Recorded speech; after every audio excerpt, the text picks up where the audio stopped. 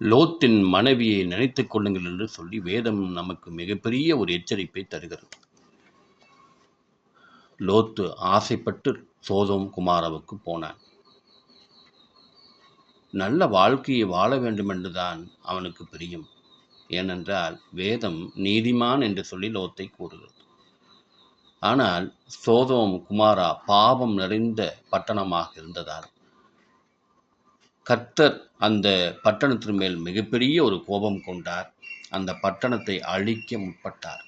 ஆனால் ஆபிரகாமுடைய ஜெபத்தை கேட்டு லோத்துவையும் அவன் குடும்பத்தையும் காப்பாற்ற தேவ தூதர்களை அனுப்பினார் என்று சொல்லி வேதம் பதிவு செய்கிறது. லோத்தின் மனைவி திரும்பி பார்த்தால் பாவம் நிறைந்த அந்த பயங்கரமான பட்டத்தை, விட்டு வந்த அந்த வீட்டை, விட்டு வந்த நகையை, விட்டு வந்த பணத்தை. ஆம் அன்பாண்டவர்களே, நீங்கள் லோத்துவின் மனைவியைப் போல உலகத்தை பார்க்கிறீர்களா? பணத்தை நோக்கி பார்க்கிறீர்களா? ஆடம்பரத்தை நோக்கி பார்க்கிறீர்களா? நீங்கள் உங்கள் பார்வை எப்படிப்பட்டதாக இருக்கிறது? விசுவாசத்தில் பின்வாங்காமல் இருக்கவே லோத்தின் மனைவியை நினைத்துக் கொள்ளுங்கள் என்று சொல்லி வேதம் நமக்கு எச்சரிப்பு கொடுக்கிறது.